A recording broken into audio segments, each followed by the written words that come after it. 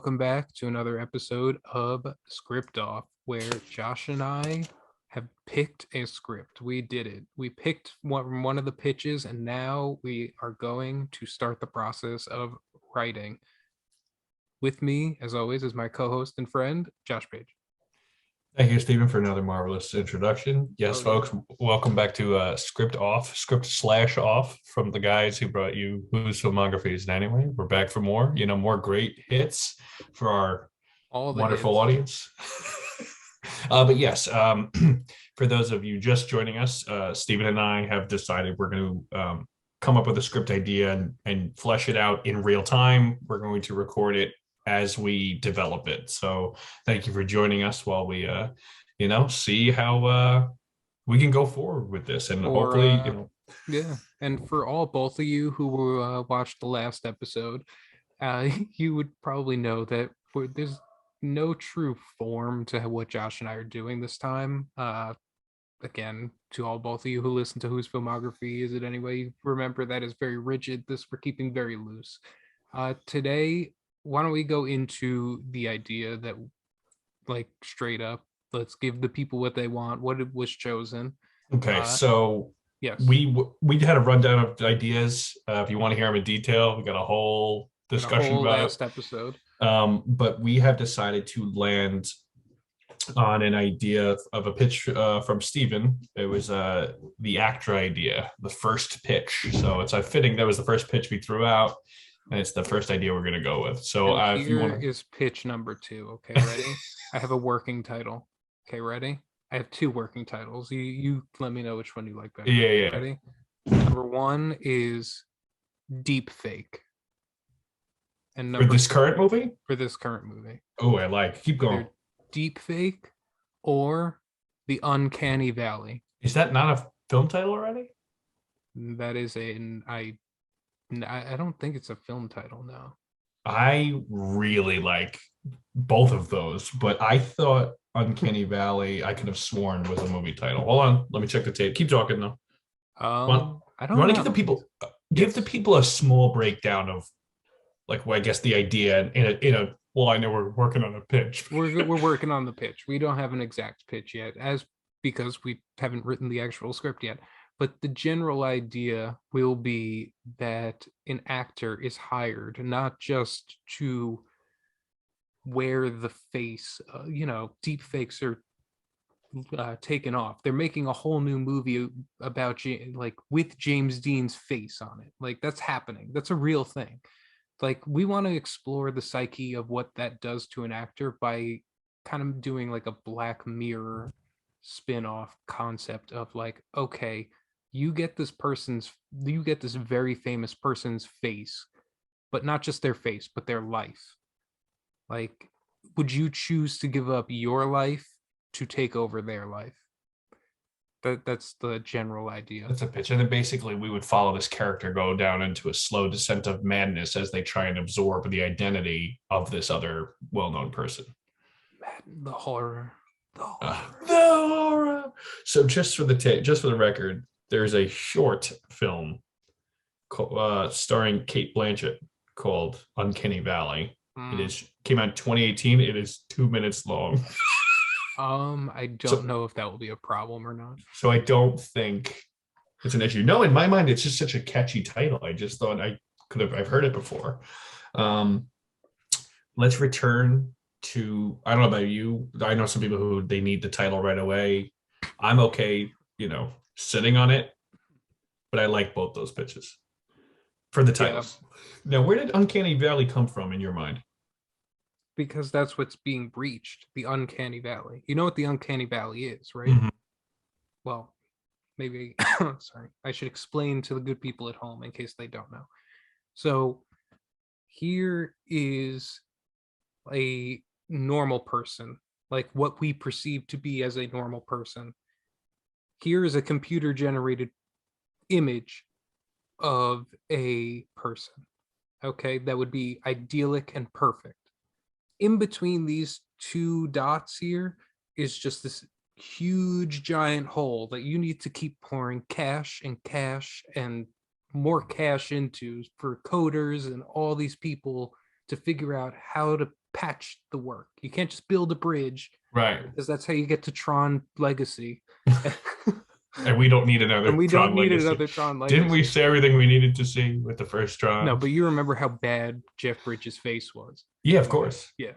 I don't, I'm sorry. It was a good movie, like good concepts, but the face work was obviously not where it needed to be. Sure. That's why I'm using it as an example. But see, there's this hole that like just needs to be filled with cash so that you can get a normal person to recognize a someone as a what's it called, a computer image of someone else, Mhm. but not perceive it as being fake. Right, because I've always associated more of like a, I guess like a psychological term, like it's the mind kind of patching, or like you said, bridging the gap to kind It of has a wider I'm talking in terms of film, that's what it is. sure. In terms of the film world, that's what it is. It's convincing the people to accept the false as reality. Like turning Peter Cushing into a video game character, or Carrie Fisher's face is a better example. Putting Carrie Fisher's face on an actress, This I don't know if they plan on doing this, but I'd be okay with it if in like 10 years, when technology is really good, they go back to the Tarkin scenes and tweak it up a little bit. I'm waiting for that. I'm definitely game for that. I don't think it'll ever happen, I but don't know. It's become very apparent that Star Wars is becoming the like bastard child of the Disney empire. well, because they don't know what they're doing with it. We'll save that for our Star Wars show, but of course. But Marvel has like all this stuff now, and like the other day was the Disney Plus. Well, a couple weeks ago was the Disney Plus thing, and there was literally nothing mentioned about Star Wars except like a whisper that Patty Jenkins dropped out.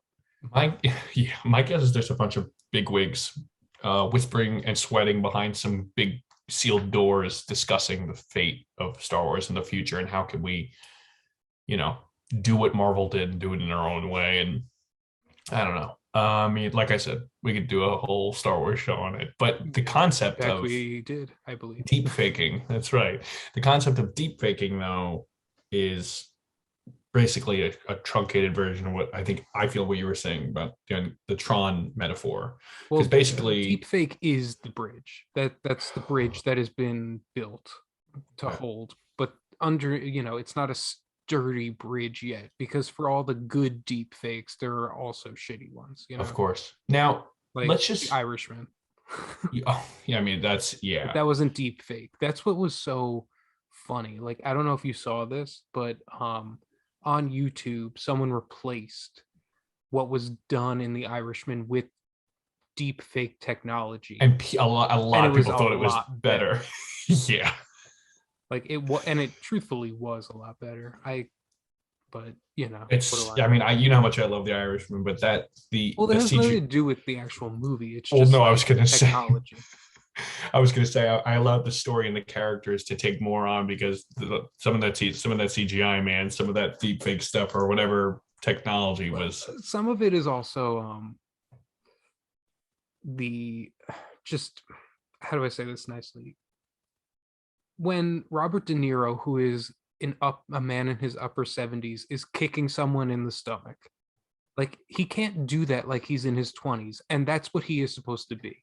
I So like know. he looks like a 70-year-old man's body with a 20-year-old's brushed face on top of it, kicking a man in, and it This is like actually, holds I me know right it's a in. lot. If anyone's seen The Irishman, this will be a conversation that'll plague that movie's existence for the remainder of humanity. But Unless it's a they go good, back and retouch it up. they, who knows? But that actually, I think Irishman's a good segue, a good way to segue into our real first big conversation. Is kind of like, what is the, What? I Yeah. guess, what's the context of this story that we're doing when it comes to deep faking? Because you got someone like Robert De Niro who, you know, years from now, hopefully a long time from now, whenever De Niro's time comes and people want to, let's say, revisit any kind of world that has De Niro in it, there's going to be people who would say you can't replace Robert De Niro. So like, this is a prime example of the story that we're trying to tell here. And yet he will be. replace, because I guarantee his face will be somewhere. They have images of it now. The Yeah, Irishman made sure of it, so they right. have scans of his face. And that's why I think this concept for this movie is very poignant, because it's something that, yeah, you want to tell a fictional story, and at the same time, like, this is a very realistic conversation. So, Josh and I, like we said, there's no form really to this, so but we want to get on the same track. Right. So, I think that the best thing to do right now for both of us is to make sure that we are in the same mind space before we start writing anything. Like, let's throw out the vibe that we're looking for through movies and TV shows. Like, what do Sure. you perceive as like the general tone of the movie? Like, what are the character dynamics going to be like? All that kind of stuff. So, I could go first. I'm thinking like I kind of want to go with like uh I'm trying to think of how to word this. In the movie, obviously, there will be a lead character, but I think he should be very like confrontational. I just see him as like a just giant like douchebag, not in like a maybe mean spirited, kind of like down on his luck, kind of nihilistic. I want this to be like a battle between like nihilism and like purpose in life. You're talking about the central character, right? Yeah. Okay, because basically now we don't have to go through this detail by detail. Obviously, we're only just discussing it for the first time. But now, in your mind, is this character an established actor, or he's trying to become an actor? Trying to become an actor. The movie that comes to my mind, truthfully, when I think of like the energy that I want to go for, it has nothing to do with the story really, but I'm feeling like the Master vibes mixed with like a Cohen brothers comedy. That's kind of where I was thinking. Like something that's gritty and serious, but also like has the dark comedy element, like has enough lighthearted elements to it that it's not so bleak to watch, you know? Yeah. But for sure, something that's rooted in not pessimistic, nihilistic is a great word. A Well, that's why I'm world. saying I feel like the foundation of the movie and what we need to take into concept when we write every line is this battle between nihilism and wanting to believe in something. Mhm, I think that is like the crux of the entire project. mhm. Because is this man going to give into essentially nothingness? Like, is he going to give into like the fate of like, I don't exist anymore? Mhm. Or Well, I is there think something that's so hopeful for him to hold on to? Because what is there for him to hold on to? sure. That would be so good. We need to like build something like that up where like in the Master, Joaquin Phoenix's character, his life really doesn't mean much in the beginning. Like I don't mean to be mean, No, that's the whole point. but he's a drunk. That's why he's so desperate for seeking some kind of salvation in his life, you Yeah. know? And then by the end he finds his own path Yeah. while Philip Seymour Hoffman's character starts flailing. Now, we can obviously like we'll jump here and we'll figure out the details, but like the notion is that this character is going to go down what the audience will realize is a dark path, and that subconsciously we want the best for him, so we realize this is not a healthy road. And from my understanding, not to like go into whatever the ending of the story is that he can't get out of this hole, and so he just continues to let it consume him. Is I that what you're think thinking? that I think he can get out of it. Sure. Him And you definitely want to choosing not create to is really where it is. exactly. And That's what it's that's about. um And the reason I also keep bringing up the Master is because the energy between Philip Seymour Hoffman and Joaquin Phoenix has something like magical about it, where it's both confrontational, heart, like they care about each other, but at the same time, it's like either one of them could like punch each other in the face and like at any moment. They Sure. both hate and love each other at Yeah, the exact exactly. same time. So it's like something like that, where I like he has a friend or like that, or he has someone in Hollywood like that. so we'll go into the types of genre or I don't know what to say, aesthetic we're feeling for like the types of movies these are characters taking over. But as far as the dynamic, I think that as we've talked about many times, is that I at least I feel like character development as I've gotten older, I've realized like has to come first. Like no matter how extravagant your story is, if you don't have a rich character development, your story will ultimately fall apart or it'll be forgettable, no matter how mesmerizing. I think you have to believe in the characters' motivations, even if you don't agree with them, you have to like kind of root for them no matter what. So I think it's important to flesh out this main character, and we'll have a whole episode devoted to fleshing out character development. But it sounds like um we have to nail at least two of these characters. In my mind, as you're saying that, I'm picturing a Hollywood mentor who takes him under his wing, and that'll create the relationship. If you want to focus on at least two characters, Um, from what I'm thinking, okay, I don't know if I want there to be like a Hollywood type person to lead him along, because that truthfully, like I don't need anyone heartwarming in Hollywood. I also want to show the coldness of Hollywood and the warmth of his friendship, and which makes his fall more tragic. You know what I mean?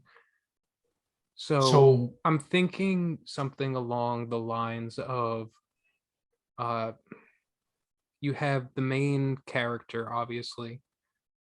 He has a girlfriend that is like serious but secondary in his life. sure, You know what I mean? Like they love each Whiplash, other technically, but like she is like secondary in his life. right, Maybe it's like a newer romance. Maybe it's like a 3-month old romance or something like that.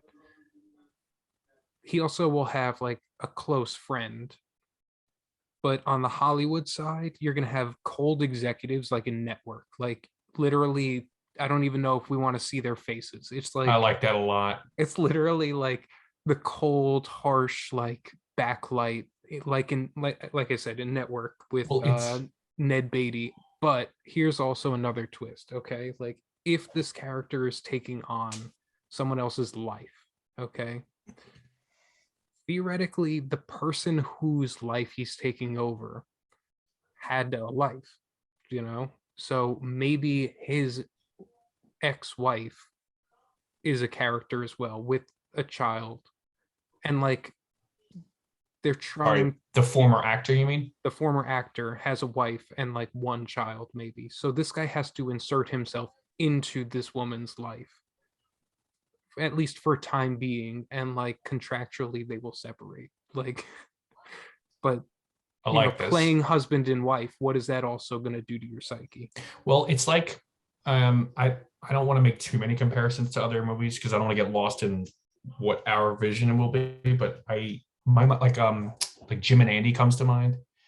How Yeah, he kind of. how Jim he took on the role of Andy Kaufman so like deeply that when there's it's only a brief moment in like the third act of it, the documentary It's I guess, good. I'm is that writing it. um he meets with Andy's real life family.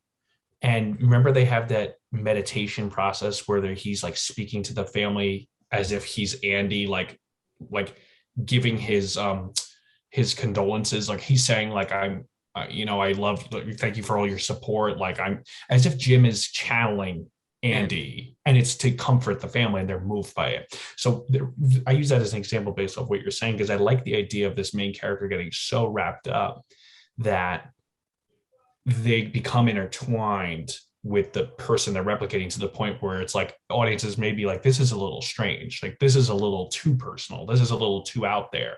And obviously that's the spiral, that's Yep. one of the spiral. He can't just go dark, you know what I mean? It's got to build. So I like the idea of it getting to this point where the audience is like, he's overstepping his boundaries a little bit, or maybe he's getting too deep into this that he doesn't know how far in he's getting, you know? Yeah, in a sense, another source of inspiration could be like a just like I don't I don't know if like Hitchcock ever made anything like this psychologically crazy, but like something like Hitchcock, where it's like you're losing yourself in this whole situation.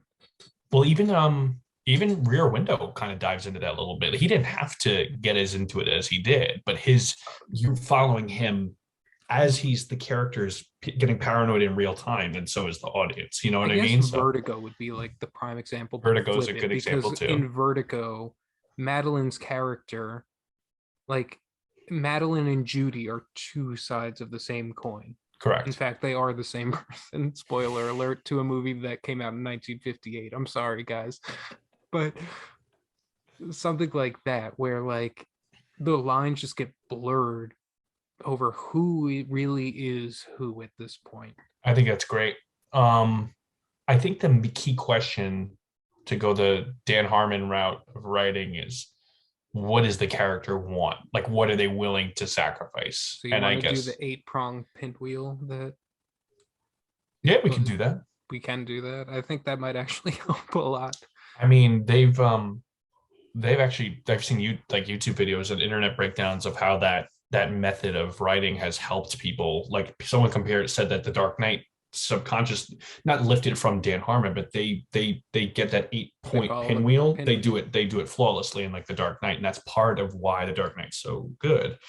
Um, Well, one of the reasons we don't have to do that now because we still need to write down the characters and motivations and stuff Sure, before but I we can guess like so, all right. So yeah, let's save that for another time. But I guess basically the when I think of Dan Harmon's writing wheel, just the first question is like there's a character in a state of being, but they want something. So in this case, they want to be an actor, or what, or I guess I'm opening the floor here. What do they want? Do they want fame? Do they want to be an icon? Like, do they want money? Is it like what do they really want? I guess. yes.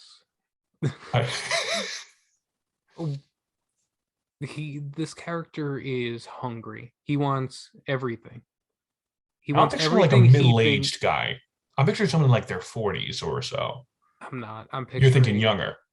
I'm picturing someone late 20s, early 30s, where like it's at the point where people are starting to question him, like, why haven't you given up? And his just like firm belief in himself keeps him going. You know what I mean? I think they should be because I feel like fresh out of college would be young. So I'm picturing like if that's the case, like late 20s, maybe early That's what I'm 30s. saying. Like Yeah, out of okay. college for a while, um, the first 5 years, I'm getting this for, I mean, like, I'm not saying this needs to be a source of inspiration, but Tick Tick Boom recently came out, and it's about a John Larson who the first song is about how he's about to turn 30 and how this is like sparking a crisis within him. I'm thinking of someone at like that point in their life, someone manic enough where it's like, I should be where I want to be at this point in my life. I'm just not.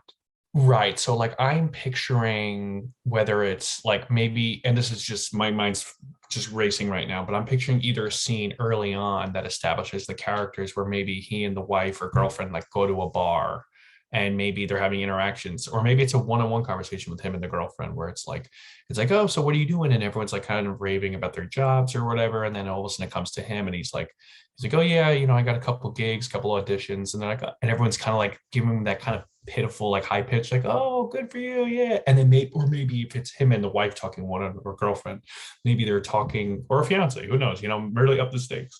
But maybe they're talking behind closed doors, and maybe there's something with money, and it's like, well, like we can't pay the rent, and it's like, well, why not? It's like, oh, well, I had an audition coming up or whatever, and she's like, and then the kind of the girlfriend character is kind of like asking the first question, like how much longer are you going to keep doing this? You know what I mean? Like you raise not exposition, but you raise the situation up for the first time in the first act to show that they're struggling because they're older than you think that they should be. You Yeah. want to establish that they're like they've been searching for a while. Like I like the idea of the hungry, like you said, like that's a good word. Well, that's also back to like the master, because clearly Joaquin's character is like hungry in that movie. He's hungry for purpose, and that's Mm-hmm. what I want this guy to be, like hungry for a purpose. Okay. But Um, I just want to make sure that like we have him, a like would-be girl, like a girlfriend or something, and then a Mhm. friend who, you know, like I said, confrontational friend. Maybe someone who also went out for the part that he ultimately lands. So then you could throw in like a hint of jealousy into the equation. Well, I like the idea of building because I don't remember where, because I've studied a lot of the last, especially the last year or two, I've studied a lot of different things about writing and writing characters and stuff. And there's the concept of, I guess it's the Shakespeare concept of tragedy and comedy, like build up your characters so much and make them, laugh with your character. This is just I'm paraphrasing, but it's like the idea of building up your characters in a like a haha funny way. You like them and like make them really lovable, but then all of a sudden like you break the audience's hearts, you kill the characters, whatever, you make them cry. The idea of balancing that genre. So I think I like the idea of not tearing this character apart, but you want to constantly watch them struggle and fail kind of over and over to a point so that you are rooting for him. Yeah. So that by the time the turning point comes, almost like I think we mentioned Breaking Bad last week, it's like the idea of they're so deep in it, but you're so invested in the character that you kind of have to keep rooting for them, even though they're going down this path. Or maybe the friend, okay? Like the friend could be kind of like someone who is like at the pinnacle of making it. Like they just landed a TV show or something. They're like about to hit big. Right. And like that's going to drive the main character like insane. Like Right. sure he's happy, but it's also a matter of like fuck you. Like Right. you need like the extra nail in the like a twist of the knife. I do like the idea of two friends, just spitballing here. I like the idea of two friends going for like the same audition, and maybe they have a conversation ahead of time that's like, oh, hey, it's like no hard feelings. Like, I don't have to go for the part. And then the main character is like, no, like, you want to do this too. Like, I've been in it for a while. And like, he's obviously faking his feelings. Like, no, it's fine with me. And then you think the main character is going to get a role in something, and then the friend does, just like what you're saying, to add fuel to the fire a little bit. Well, the friend going out for the role could also be a gateway into like uncovering the mystery of like what the fuck is happening, like Mhm. if he if the friend was offered the gig before the main character and like he was told what it was, like I'm imagining like an NDA would have to be signed with anything like this, like Right. crazy. So like you need a way to like breach into the world and be like, no, like I know what you're doing. Like Mhm. I know what you're doing. Like you need to stop and come back to the light. Sure. Because otherwise, how is he supposed to know without like NDAs being ripped apart here every, which Right. Because we have to, I almost feel like you have to establish at least a lot of the first act as to build this world, as to how difficult it is and how hard it is to break through, and to watch this character, like I said, like fail a couple times, and watch the different ways to show like, hey, there's so many complications here. And like, you really want to understand why he keeps going for it you and got to why he keeps break them like dogs, like a dog. like a dog. Um, Oh shit. Yeah. but that's good. I guess Like a Wes Anderson dog. You just gotta. that's a good little who's film trivia right there. That's good. Oh man, for those of Um, you who do not remember or like have not realized, Wes Anderson is not always the kindest dog person in his movies. that's why he made a Poor whole movie. Snoopy from poor Snoopy from Moonrise Kingdom. R.I.P. Is it Snoopy? Yeah, I thought it was Snoopy because he was a beagle. Oh, I think you're right. I think it's Buckley or Buster who's the one in Royal Tenenbaums. Oh yeah, yeah, that was I'm mixing up is my Buckley, I dogs. think. But all that to say is, Oh, I I forgot about that dog. That dog got hit by a truck. dude, we clocked it. Almost, it became like a fake award, like notable dog death. You know what I Notable mean? It dog. became Him and Bong Joon-ho, two in a row. yo, Rough times for our boy dogs on this show. if our boy Bong could keep going after barking dogs never bite, I think he could get away with anything. I mean, We're just whew, waiting for his next movie now. Who knows? Maybe it's just called Dogs. No, it actually can't be because there's a Channing Tatum movie coming out called Dogs. or Island of Dogs, instead of Isle of Dogs. But Isle of Dogs is also a good plan. I love dogs, but I think we talked about that in our episode. I don't remember. Yeah. And Whatever. we could go off about this forever. I don't But even know when Bong Joon-ho's coming out with the next movie. he doesn't need to. He could tap out now. But hold on. So you want to focus on at least 2, if not 3 characters. Well, it's just so I want and then the wife of the ex actor. All right. So, well, that's good. I feel like that would come later. No, well, it has to come with the transformation. Right. You can't. Yeah. Okay. That's fine. Now, you don't want to throw in any, because I'm afraid it would get too cliche based on what I was saying before if you don't do it right. But you don't want to have some kind of Hollywood antagonist, right? No.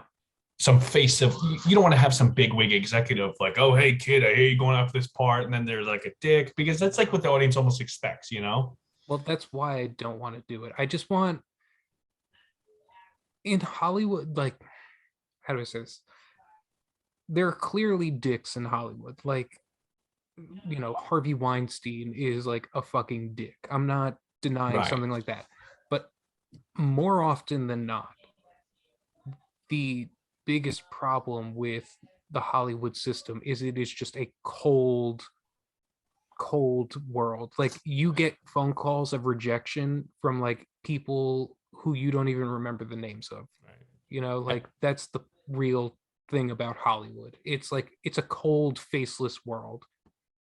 I think that the network example is perfect because there's really no villains like in the networks industry that you have the face of an antagonist. There's no like you said, like that they're behind. I know you're talking about this example, like having characters behind lights. You know what I mean? Like, I like the idea of this main character you get to know standing in front of an audition, and you just hear voices behind these lights, like, all right, roll, and you've seen this cliche in movies and shows, but something like he's bleeding his heart out for doing an audition over, and like mid-sentence someone will go like, all right, and then they stop him, they're like, all right, that's enough, and like he's shattered because like he put so much investment, and maybe he's begging like, no, like I got it, I'll do one more or whatever. But then I like, again, like kicking this dog when he's down a little bit. Again, I don't want to watch someone being tortured, but when I think to stuff like The Master, and I think even Network, it's like you're watching characters who are so torn to their every fiber down to like they have nothing left. They're just completely desperate. Well, that's where the nihilism comes in. Like, yeah, that's in him is still the spark of hope that he can attain something. Mm-hmm. And the question at the end is, okay, cool, you achieved success, but it's not success that you made. Is that still really success? Wait, that's really good. What did you say? They achieved success, but not the success you made? Yeah, it's success he's emulating from someone else. Oh, that's right. Okay. So, like, is that really success at all for you? Like, for you? Like, you know what I mean?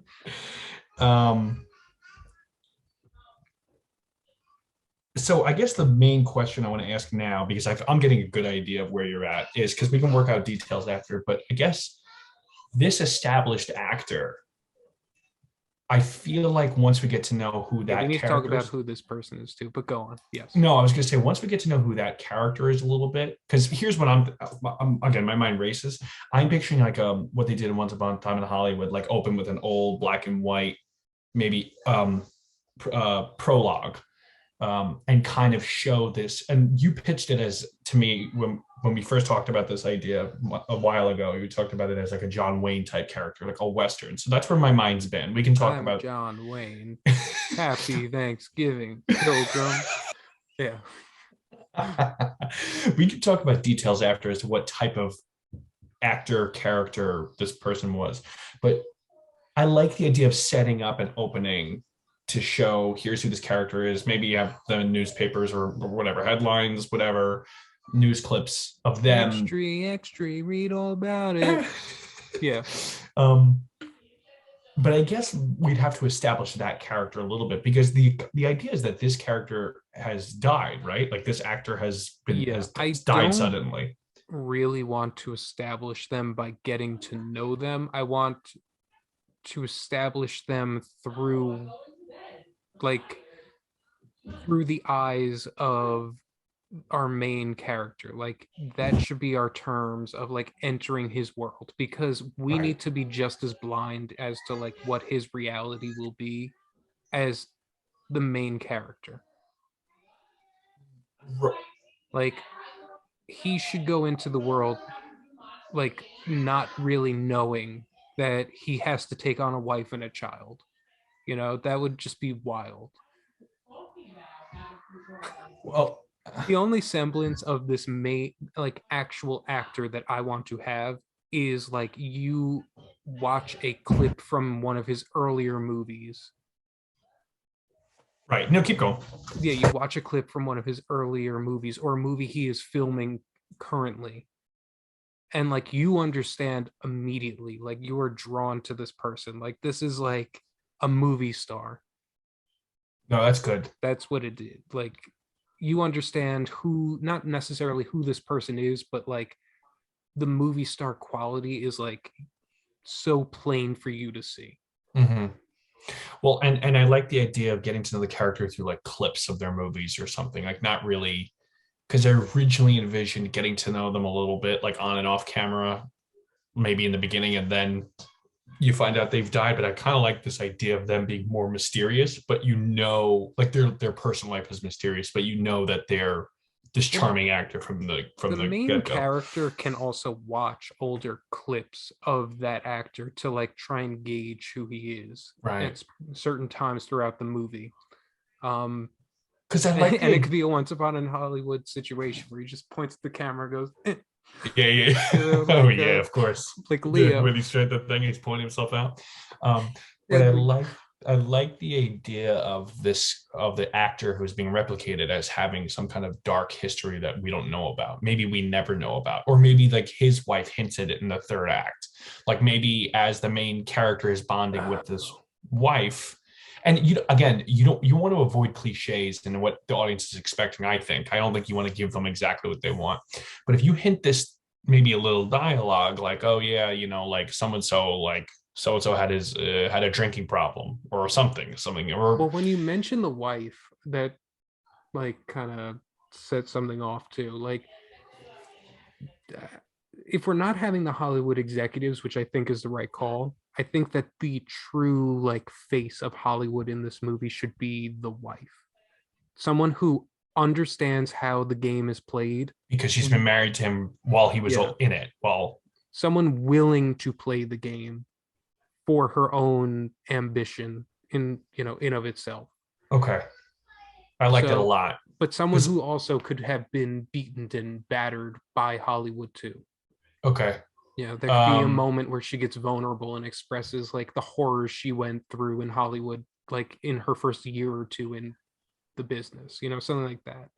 well, for all we know, she could. It depends on the angle of her approach. Again, like with the idea of the Dan Harmon rule of like, what does a character want? Like, there's times where he's said his biggest challenge in Community was like trying to write the wants for all the characters.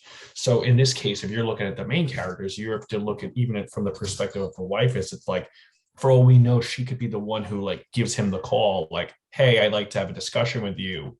Like one-on-one with the protagonist, and maybe they just have a dialogue where she's like, you're making a huge mistake, you don't want to live this life, you know what I I mean? So like think you her motive, plain and simple, is going to be Hollywood power. Like that's her goal.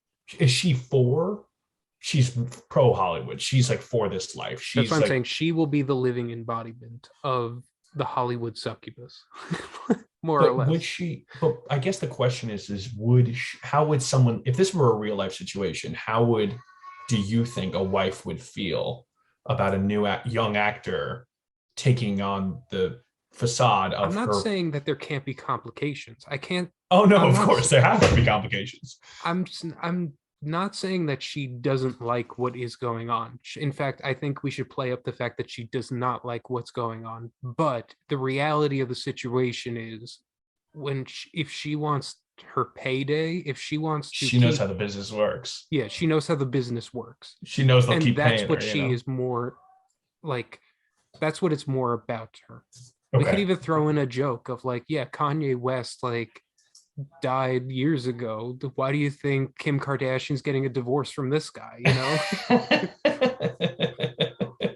Something like that. Like that's what it's about. Kanye was replaced. He's another one, like a Get Out situation. Well, it's a great comparison. Well, yeah, I guess the idea is, and the nihilistic idea that has to ring true is that no matter who the face is, Hollywood's just going to keep chugging along. They're not going to care about anyone's personal problems. They want to know they can fill the role, and if you're not the right guy, you're out. You know what I mean? I like this That's why idea of the I'm saying hard, like cold. the that's the dichotomy. You have Hollywood, which will be the nihilistic world, and his personal life, which will be a um his personal life will suck, but he'll have at least two or three people that will care about him. Sure, I'm you have also to. thinking in true Disney animated fashion, like this kid is an orphan. Like he cannot have a family, or else he can't be viable as a candidate to get this job. I think stories like this, in my opinion, unless we had a big budget and we had it like any way we wanted, we're Hollywood executives, you go wave a magic wand and have it the way we'd want. I think a story like this has to be smaller. So whether they're an orphan or whatever their backstory is, I feel like this kind of story, even though you're talking about an actor against Hollywood, I think you have to keep it as contained as possible. I think the minimum characters, I think too many actors and too many side characters get too complex. A bastard from a basket. um, Yeah, I think the less characters, the better. I don't think we should do any parents. Maybe obviously a mention of them, but I don't think we should show I any think parents. parents being dead will help give him a drive, and maybe like a grandmother who he calls every now and then, just to like sprinkle in the fact that he does have family. Or even if he has one living relative who gave up, who doesn't really support him. Like maybe he's got a deadbeat dad somewhere and he has one phone conversation when he's down in his dumps, and the dad, I'm just throwing it out here, or a dad or an uncle or someone who he's lived with. And maybe you don't even have to see this character, but maybe it's like a phone call. It's like, hey, I was just wondering how you're doing, like just trying to like keep his spirits up. And they were like, what are you still chasing that stupid actor's dream or whatever? And again, you're like crushing the character, but you're showing a little bit of connect to or disconnect to family. I just had like a Jimmy Neutron brain blast here. But I'm thinking we don't need to like have that character in the movie, but what if he talks to the character on the phone? Okay, and as he hangs up, let's just say like it's his uncle or his grandmother or something. Like he's hanging up and it's like he doesn't say I love you to this person, and the girlfriend notices, you know? Sure. Like him just hanging up the phone and being like, yeah, I'll talk to you later. Click. Right. Like, no, I love you, just like cold as shit. Yeah. So like the transition is starting to take hold, something like Right. that. But even like, yeah, that's a great idea. I I mean, think that's even like a if you have subtle kind of like, well, that goes, you know what, that's also a way of bridging character to character without actually having to cast someone else. So even if you just look at it from the girlfriend's perspective of what you're saying, just going off what you're saying, if she like peeks open the bedroom, sees him on the phone, doesn't want to bother him, but she doesn't step away. So you just hear her perspective. So it's just a one-sided conversation. She overhears him and he's like, no, no, no. Like, no, I'm making the rent work, yada, yada, yada. Like you hear him struggling, but then at the end, like you said, it's just a cold click. And then like they shuffle conversation, but the audience knows like even his girlfriend's picking up like, okay, something's not right here. Like this is sad to watch. And I think that's got to be the this is whole sad. crux. That was tragic. Okay, cool. So I think we got a lot of ideas out here. I agree. Here's a big one I want to, because this is really good, all of this, I think, but I think a big thing we want to establish is the aesthetic of the world, right? So just bear with me, or we'll work together, but bear with me. So this is obviously taking place in the not too distant future, or do you want to do a present day? My point is, it can't really be a past picture. Because when you originally pitched this idea as like a Western John Wayne type actor, I'm picturing a movie that takes place in like the 70s when Mhm. Hollywood's starting to transform. That's a little tricky because it's a period piece and then it's like you're dealing technology is not where it is. But I like the I idea feel of the like deep fake because that's very modern. That's very today. it is And that's yeah, I'm thinking modern where like technology is further along than the average person thinks it is. Like that fact sure. that this person can like live in another person's shoes is, like that's futuristic. But if we put it in modern day, we can explain away the fact that like, yeah, we have this technology. We're just like Figuring it slowly out. integrating it into society so it doesn't freak people out And entirely. that's what I like about it being a modern setting because like you were saying with Irishman, like what kicked this off is it's like they're already doing it, but it's like But it's it's wonky. still there's still a couple bugs for them to figure out. So this will clearly be a transition period, but I also think having it modern could be a conversation piece from the Hollywood point of view, and it doesn't have to come from an executive, like it come from the dead actor's wife, but the concept of like even the film industry changing. You could have a whole conversation about like, oh well, like no one even goes to the movies, everyone's streaming. It doesn't, no one gives a shit who's on their TV. You know, you could have like this very eccentric dialogue about how the industry is changing and not for the better, and well, or at least that's one person's perspective. You know what I mean? And so like Mm. I like the idea of it being a modern slash futuristic, but not, not futuristic, but I mean not set in the past. Modern. Yeah, I don't want to go future because that's just I don't want to play no Nostradamus here. I just don't. That's fine. All right. So now I guess the next big question is what is the world of the established actor who has passed away? Like what kind of movies were they doing? You mentioned a Tony Stark type, a Robert Downey Jr. type. Well, That's if a it great is example. modern day, then it has to be a fake comic book kind of thing. Like Okay. it has to be because that's what it is today. Okay. So we're entering the world of Birdman.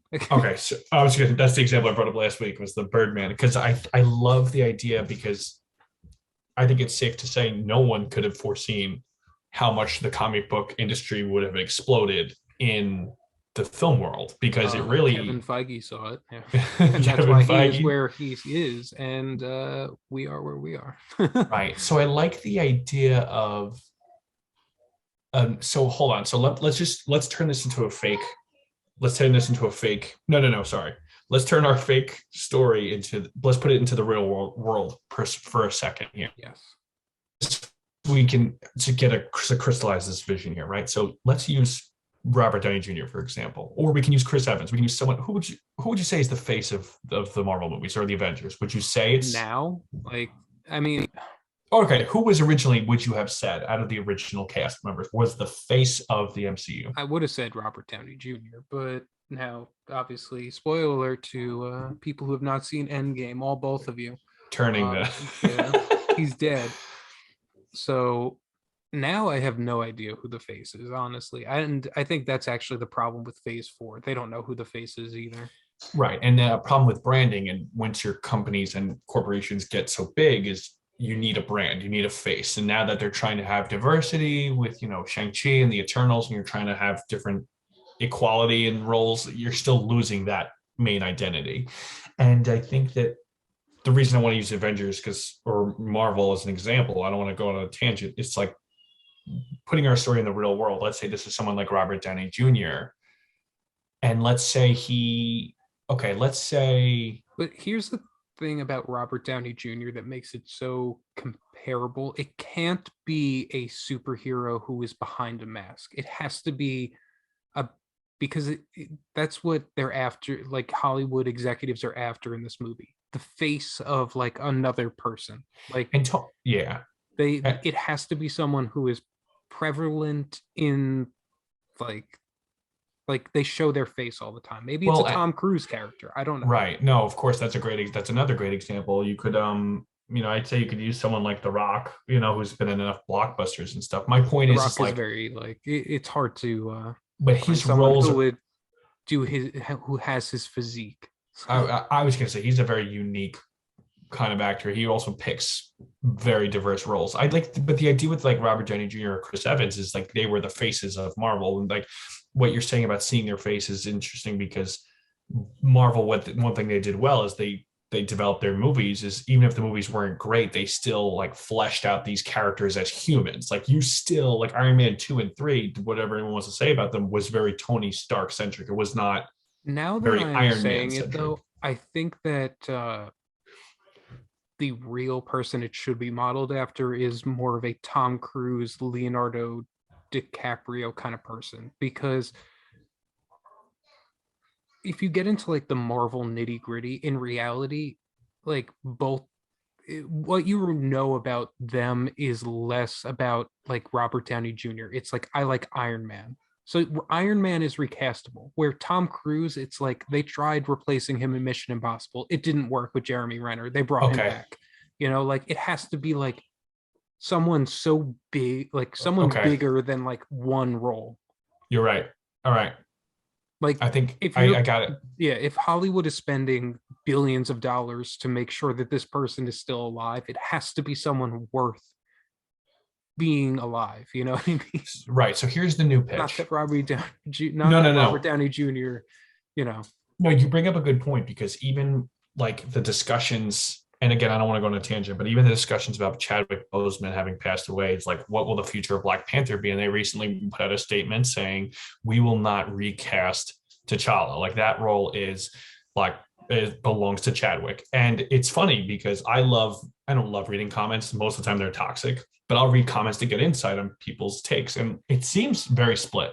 Half the people are going, um, this is respectful. Chadwick Boseman is Black Panther. This is a good move. And half the crowd is like, Chadwick wouldn't have wanted this because the Black Panther character is a comic book character. He's eternal. This is a character that should live on, and you shouldn't get to not see that character because the main actor passed away. And like, I kind of agree with that.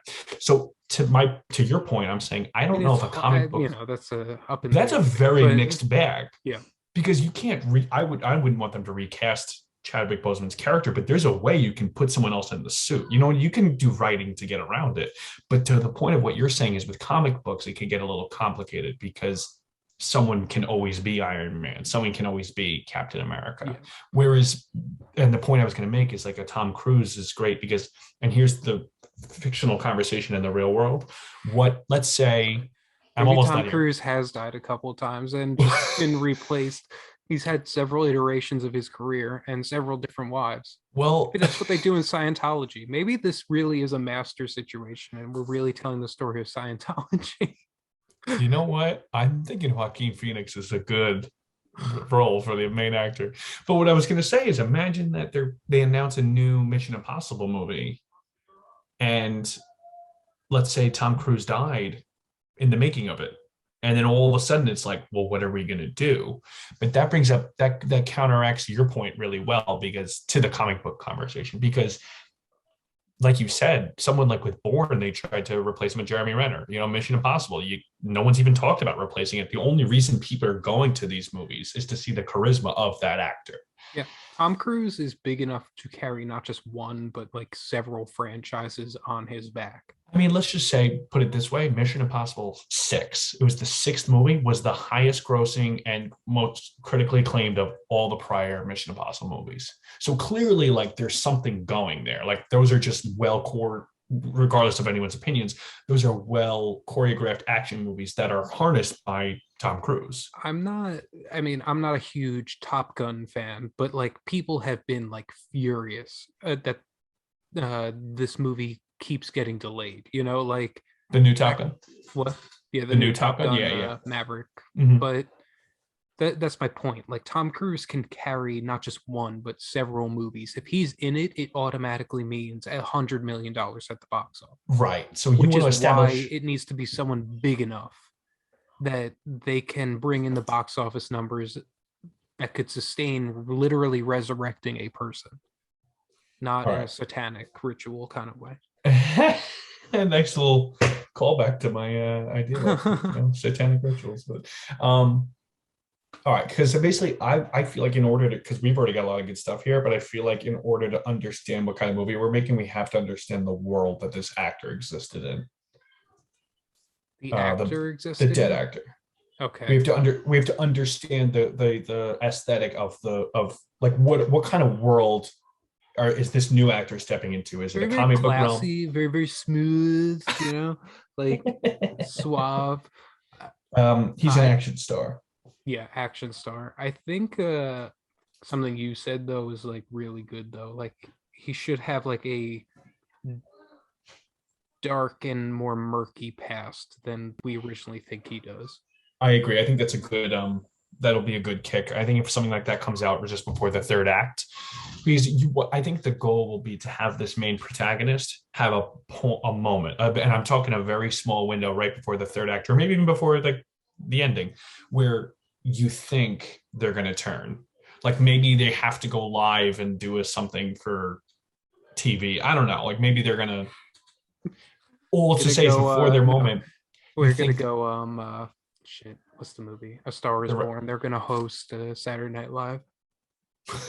yeah, something big, and then maybe you have this moment where they hesitate, almost like the Mickey Rourke in The Wrestler. Like you think that's a great example of kind of a type of movie, in my opinion, No, because that's perfect. Yes. and you can even argue Black Swan, but my mind goes to The Wrestler because it's more. Well, no, they're both kind of two sides of the same coin, but basically you've got your main character who's so going down the dark path, and then you're like, no, you got to come out of this, and at the end they can't walk away, and so but you want that moment of hesitation. Will they turn? You could even cut the. I love, you know how much I love ambiguity these days. You could even cut the camera before they make their decision, leave it up to the audience. You know what I mean? But we can get there when we discuss We're details. just gonna spin the top, you know. Listen, if you want people talking about it after the fact, you got to give them something to talk about.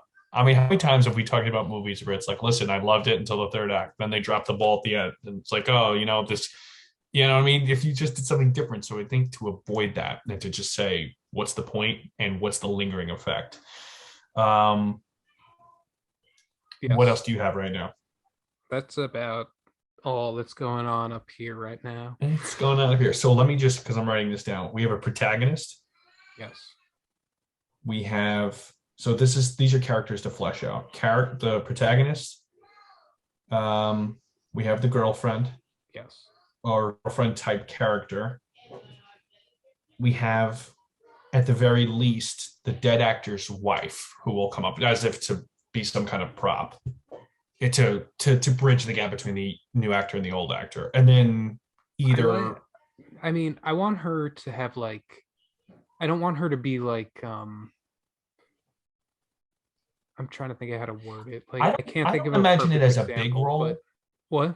I don't imagine this as a big No, role, exactly. But I want it to be a but it like has to be a vital pivotal. role. Like, It has yeah. to be a pivotal character, even if they're Maybe there's only like a in 20-minute section in the movie that she inhabits, but it's like powerful. you. Like I'm picturing like one monologue almost. Like that's what I'm I'm picturing. thinking like Viola Davis in Doubt, like gets an Oh, Oscar nomination for literally one monologue. okay, that's good. Well, I guess what I say about fleshing out these characters is what are their motives? Because the Yes. protagonist, the girlfriend, and at least because I like the idea of having a friend actor as well, but like I also feel like that's not as vital to the bigger story. I feel like the main character and at least the girlfriend have to be fleshed out enough where you go, what are their No, I motives? disagree. I think that the friend is important because the Okay.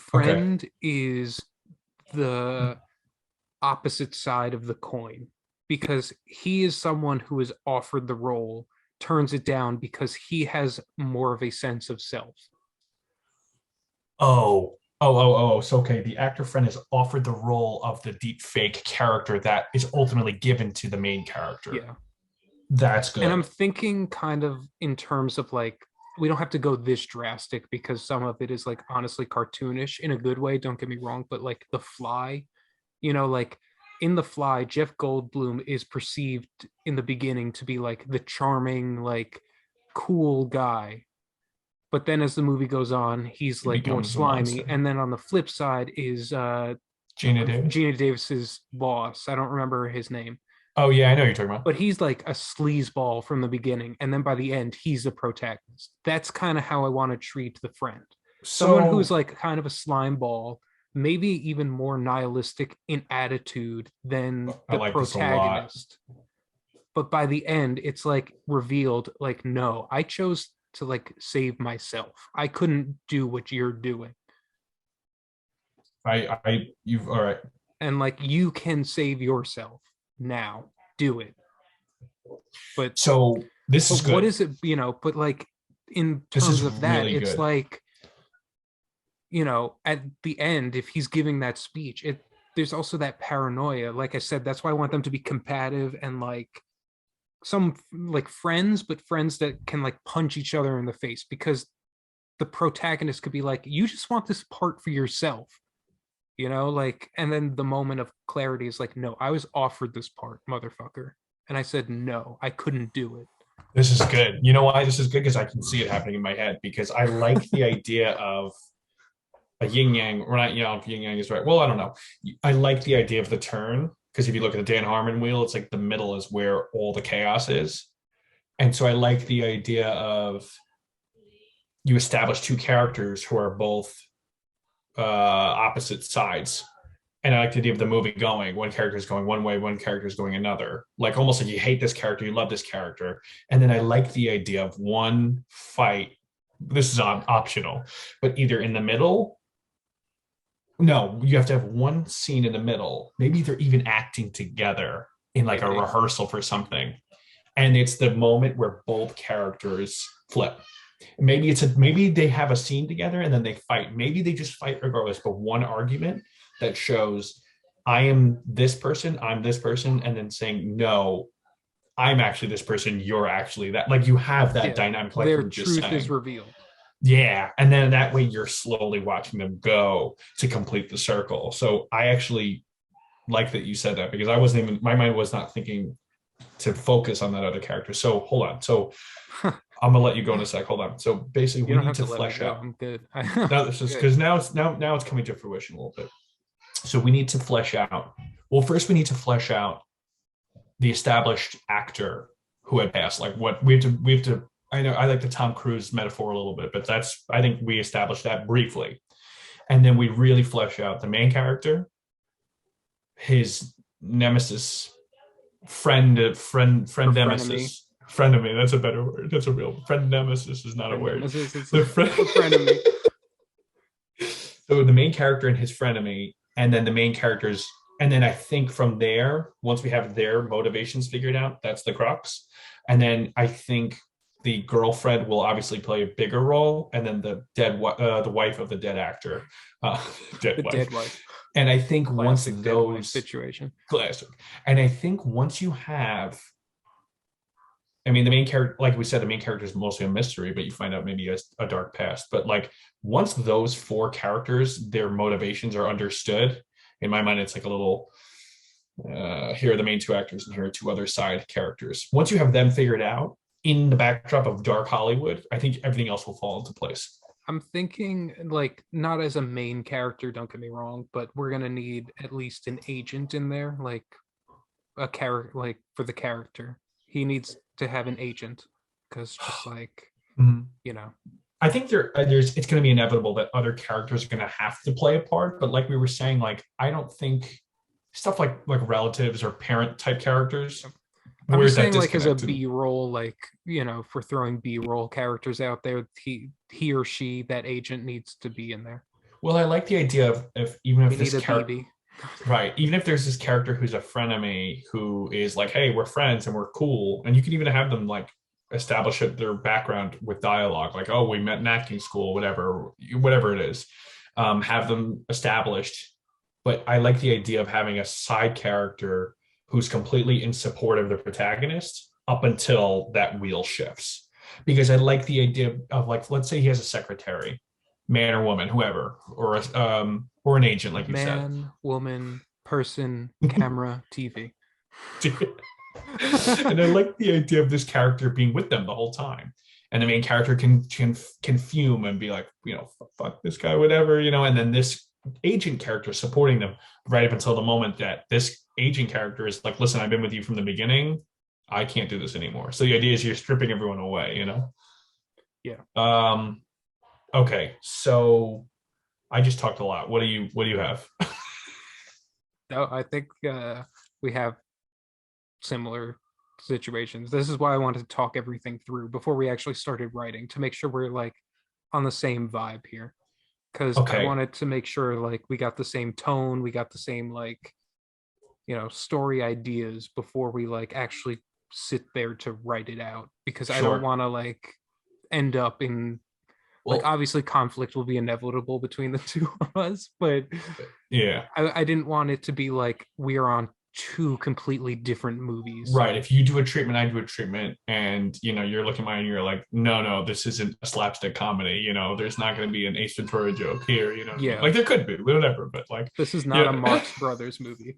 As much as we if love the the Marx main character Brothers. comes in like, hey, how you doing, sweetheart? He's really offensive. He's smacking asses. And he's ashing his cigar at people.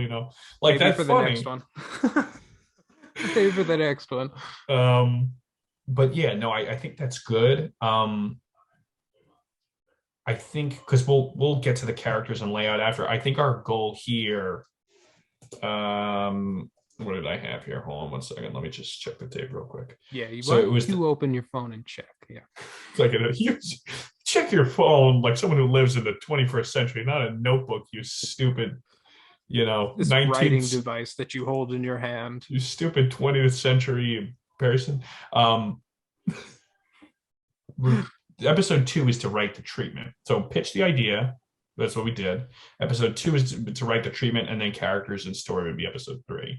So I think I writing feel it. like we got the characters in this one, Well, which is pretty funny. we just got to flesh them out now. So I think the idea, whatever you're feeling, I think the idea would be to actually have a treatment based on like, I'm thinking maybe we do a page.